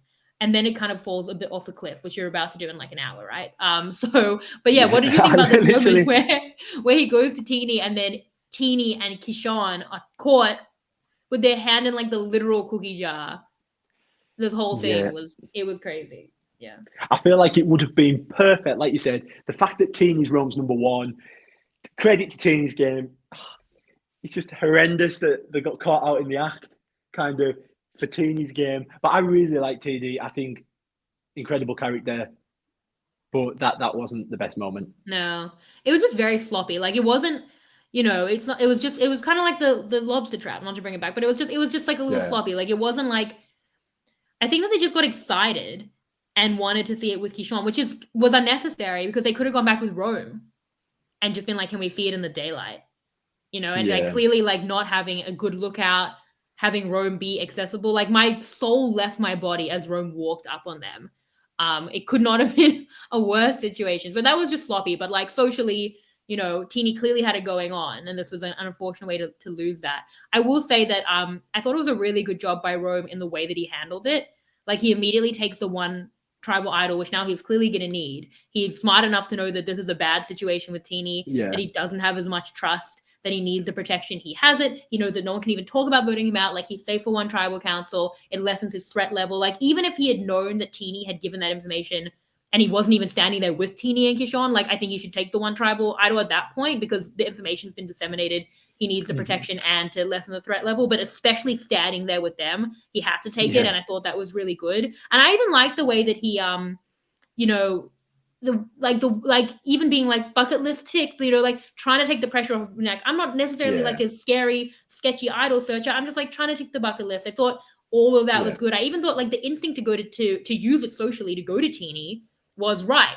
I love that too. But the issue was that he's made such poor social relationships to this point that Teeny's not vibing with Rome. So it's like the issue started earlier and like couldn't be covered, but it was still good to try use socially. And then I thought he covered well, but he's just so out based on the way that people are perceiving him just in general.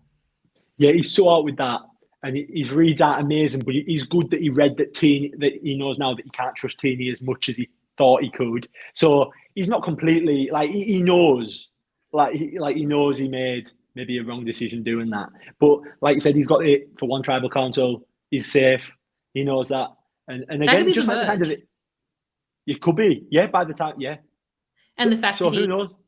Yeah. But same with, it's like the Andy situation in a way of, if Andy had got that advantage, then Andy and Rome are both in similar situations, both use it on themselves, keeps them safe, someone else goes home, and then all of a sudden it's a merge, and then the dynamics change completely. So yeah, they often merge at 13. So there's 2 other tribes that could go to tribal council, especially like they haven't gone to tribal council. They might keep winning. If you go to one tribal council, you're safe. Now you've merged. They just need to go to, just one and you're safe. That one can be quite essential.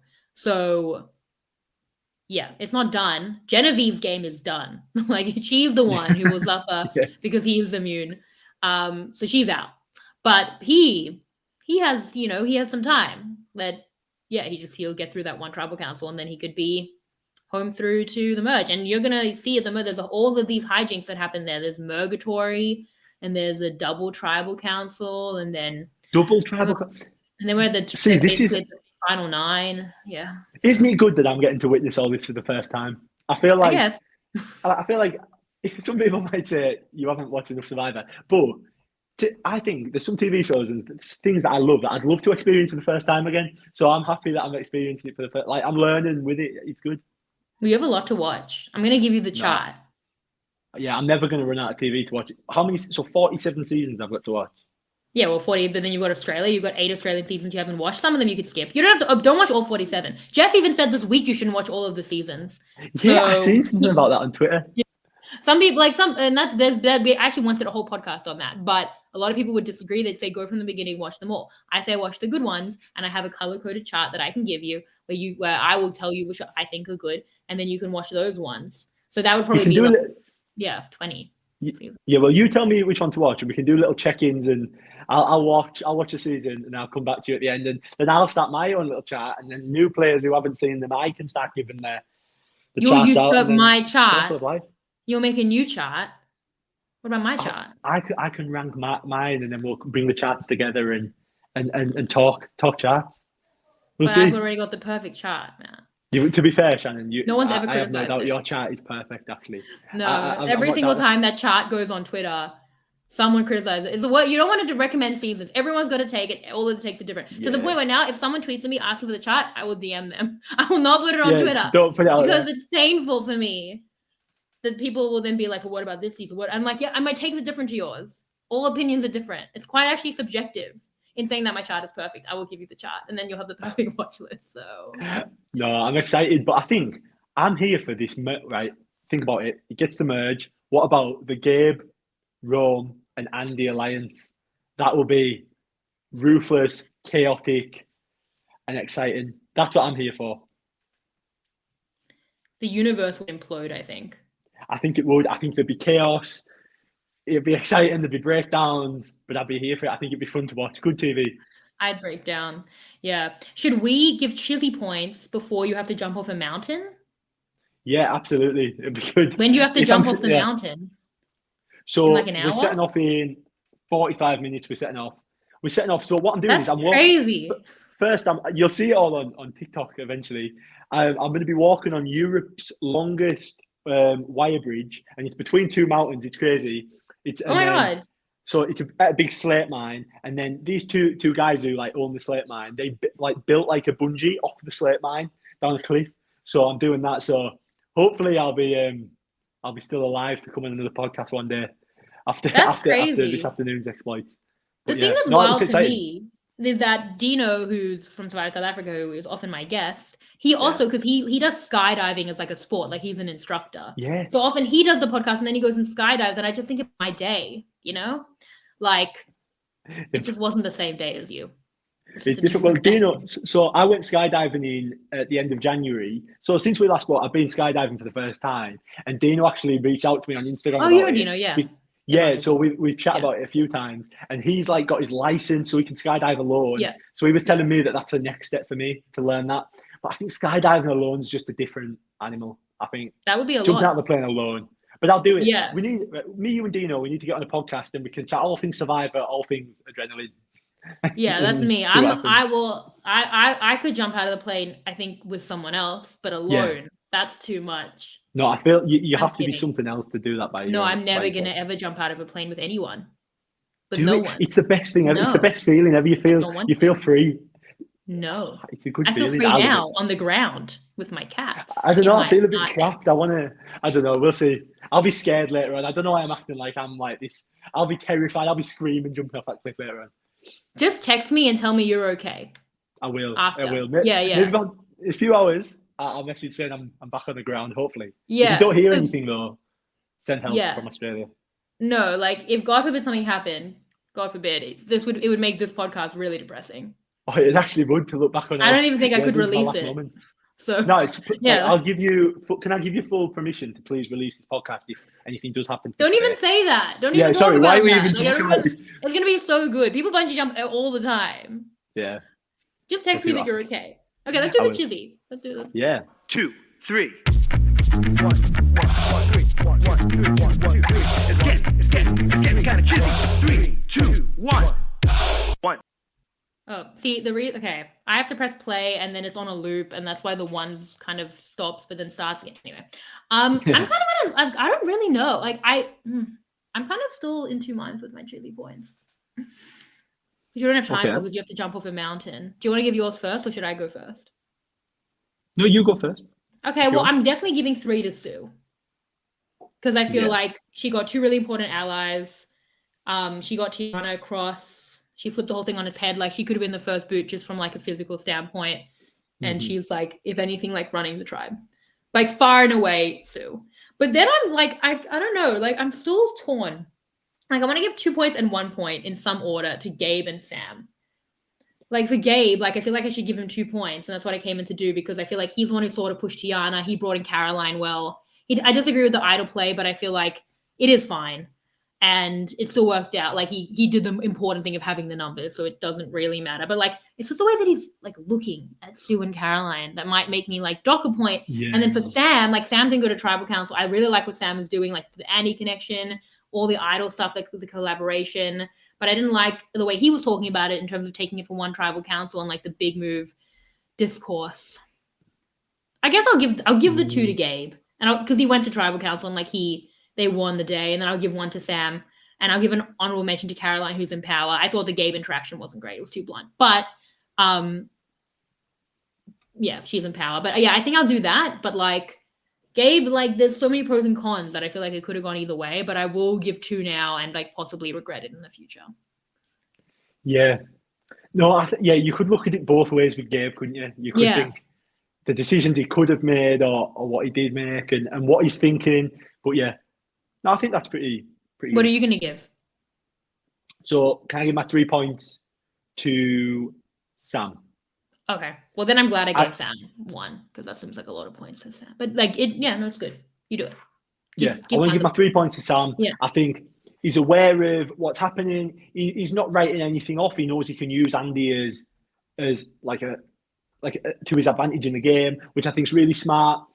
I like how he's going about things. Even when he found the advantage, he went around telling everyone. He knew he would have to tell people before they found out of someone else. So I just think he's in a good place and he's got options. He's well liked. But I did see the preview to the next episode. Him getting called out about dating Sierra. Was that a thing? Then too. Yeah, I'm pretty sure that Sam is like engaged. Yeah. So who knows about that? We'll be entertained next week. But yeah, I'm gonna give 3 points to Sam. 2 points. I'm gonna go to Sue. I think Sue really has. She's impressed me. Even in episode 1, I really like Sue. I think she can go a long way in the game. And I like the fact that Gabe kind of looked after her, took her, like at the start, noticed that she'd be good to work with. Because I think sometimes people can be writ off. And I think Sue is she's got there's a good story for Sue in the game. And the fact she survived, like you said, she could have easily been first boot out of that tribe. She's not, which is good. So hopefully that'll lead now on to a good cause. And she's aware, she's in the knowledge, she's in the majority. Yeah, 2 points for Sue. And then I'm going to go, is this a hot take? 1 point Andy. Okay. It might be a hot take. Right. I know this might be a hot take. Sandy, yes. 1 point Andy, obviously for all the standees out there. But I think as well, the fact that he blew up his game kind of so much in episode 1, I didn't see any way out of it. He's now come to this episode 2. Sam is like considering to work with him. Maybe this is just crediting Sam and not Andy, but they've got this thing where they kind of trust each other. Although he didn't get the advantage, it's a bit disappointing he didn't get his advantage. But I'm going to give 1 point to Andy because I believe that he could be in a lot worse position. Well done to Andy for not being as bad as we thought he was going to be in this episode. That's great. That's damning with faint praise to a degree, but yeah, okay, so interesting. So now Sue is leading the charts on 9 points. Teeny's on 6. Oh, Sam's on 5. And then Gabe is on 2, and Andy's on 1, and Asia's on 1. Interesting. Who's your Teeny would have got Teeny would have got the point if there wasn't this whole situation about spilling the beans, like 100%. Yeah. I mean, Teeny, like, we credited Teeny last week for the like social relationships, and like that played out with Rome here telling Teeny about the idol, and then like again like off a cliff, which is relevant. Who's your winner pick? Who do you think's gonna win? At the minute, I'm liking Rachel. I think Rachel for me is good, and I think I don't know too much about like how the edits go and that, but I think solid so far. Solid. I can see a route where she wins. Nice, I like it. Yeah. Rachel, maybe Teeny, but then is Teeny... I feel like there might be a little fall to Teeny's rise. I feel like people might see through, but Rachel, I think she's got everything. Yeah. Kind of. I can picture her being what a winner would be. What about you? Yeah. Who have you said that's your winner pick? Well, my winner pick was Asia, so I'm just going to stick with Asia. Okay. Asia, who's someone I know from life. So do you know? Yeah. So I've seen that she was on so she's obviously with Rob as a podcast. So you know her, yeah. Yes, and Andy. I met Andy in Boston. Did you? Yeah. Oh, because he was just there as a fan, or does he host? Yeah, podcasts? just like a fan event. Yeah. And was he saying that he wants to like he's been playing and stuff like that? I honestly don't remember. I don't think so. I think it was very loud, but we talked a lot. We talked about the episode. I don't remember, like, we didn't talk about him going on the show. I met a lot of people who ended up playing that night. Charlie played last season. Apparently I met him. Bruce, who had played once and would go on to play again, but I hadn't seen him play either time. I met him. You know, it's a very small community. I want to get to like an event. I need to come to the US for an event because in 2 weeks today. 2 weeks today, I'm going to Miami and Boston on just like a holiday. So wow, your life is amazing. Any Survivor fans or players that want to meet up, I'm out there. For you should definitely do that. So are you in Boston on a Wednesday night? Potentially, probably, yeah. Because we finished the holiday. Will there? Yeah. Well, I'll have to get myself down. That'd be great. That'd be so fun. Like that. You'll probably meet Andy. No, that'd be brilliant. Oh yeah, he's from Boston. I've seen that. Yeah, because we found out that we had some long lost family or something in Boston. So we ended up connecting with them, and we're going to visit them as a family. It's quite mad. So incredible. It's good. Okay, yeah, no, definitely. well, if I get to a Survivor event, I'll let you know. Okay, well, people who are in those places reach out to Matt about the viewing parties. Yeah, they're really fun. Oh yeah, so I can view it. I'm there. Right, I'll be there. Assuming you make it through bungee jumping. Oh, yeah. Did you have to bring this up again? Now I'm actually scared. Now I'm starting. No. Positive thinking. We're there. 30 minutes and you're leaving. So I should wrap this up. I'm going to go do nothing. And you're going to go bungee jumping. I am. But to be fair, what time is it in Australia right now? It's 8 o'clock at night. Oh, so it's the evening. No, you're all right. You can chill in the evening. The day's just begun in the UK. I have to be doing something mad. You can relax all night. It's the evening. Yeah, I guess. If it was earlier, I'd bungee jump, but the day escaped me. You would? Yeah. You'd be bungee jumping if it was earlier. That's what you can say. Yeah, I would be. You're right. Tell the people where they can find you to tell you about the viewing parties and find out that you're okay and your TikTok. Yeah. Where can people? What do you tell people what you're doing? Yeah, absolutely. So my name's Matthew Haywood X on TikTok, Instagram, and X. Same socials across all platforms. I'm quite active on TikTok at the minute, posting a lot of my life there and getting up to loads of different challenges. Instagram as well. I'm not as active on X, but definitely now I'm watching Survivor 47. I'll be on there, keeping up with the episodes. So on Wednesday night, I'll be tweeting. And yeah, definitely keep up with me, keep in touch. I'm interested and I'm loving the Survivor community. So excited to see more of it. My eyes are open to the Survivor world. I love it. Well, I'll send you the chart. You'll go to a viewing party. So good. Is it bad to watch two Survivors at once? So if I start watching 47 and then maybe you say that Survivor 42 is really good, start watching them both alongside each other, or do you think I finish one before I get to another? You can do it. But maybe but the thing is, I could watch Survivor 42, for instance. You could binge that fast, couldn't? Like, you don't have to wait for the episodes. Yeah. Okay, you're going to do the chart, but it's going to be like a shock to the system because some are really old school. So some are before you were born. No, before I was born. But you probably don't have to watch those. Yes. Okay. Survivor's older than you are. That's crazy that Survivor's older than me. That people watching Survivor before I was even. I know, it's crazy. That's insane.